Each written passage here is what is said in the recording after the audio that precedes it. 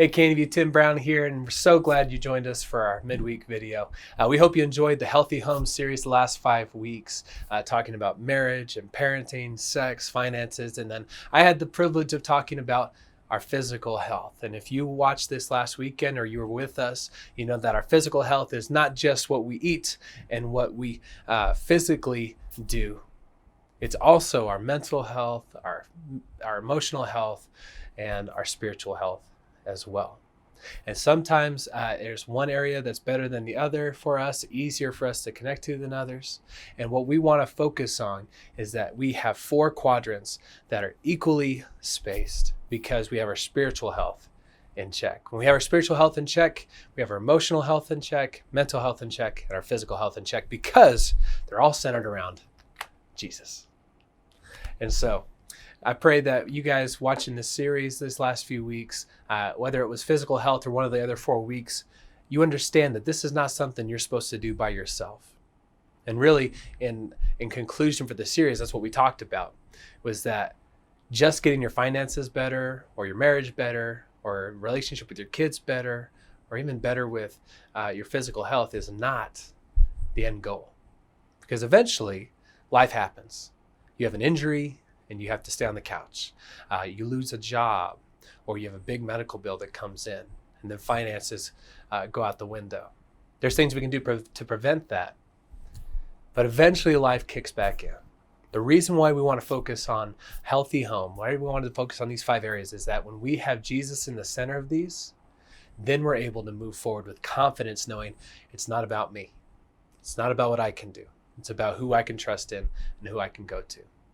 So I encourage you, especially with the physical health discussion, to be accountable and vulnerable with your life groups this week, talking to them about areas that you struggle with, not in a defeated way, but in a way that you're just releasing the ownership of having to own every aspect of who you are, because you don't have to.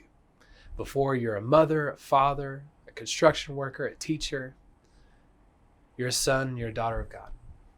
And so when we lean into that, we can lean into this vulnerability with our groups, with our disciplers. We can lean into this vibrant Christianity that we keep talking about that makes everything better and makes life more fulfilling.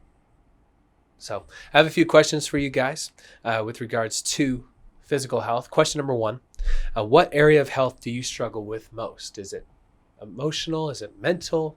Is it physical? Is it spiritual? What area do you really struggle with the most? Then second, what area do you feel really confident in?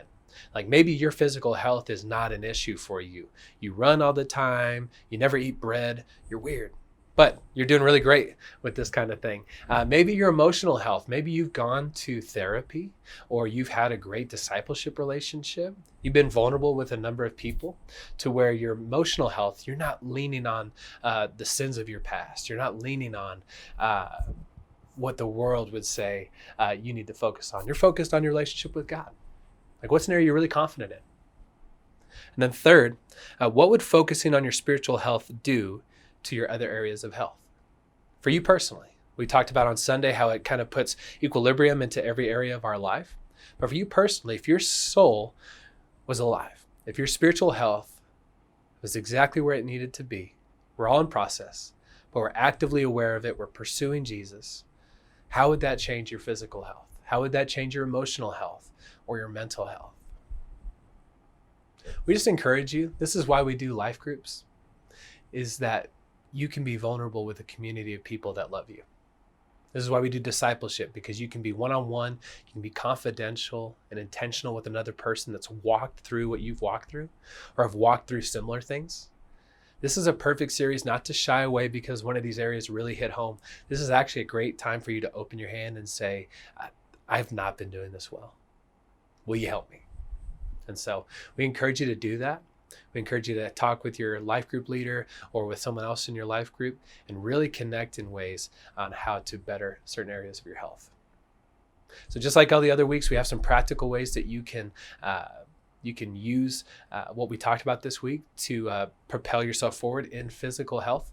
One, do the calorie counter app on iPhone or on your smartphone. With the Calorie Counter app, you can track your mobility, you can track your workouts, you can also track what you're eating and how much calories it has, what kind of fat it has in it, protein it has in it, sugar, all that stuff.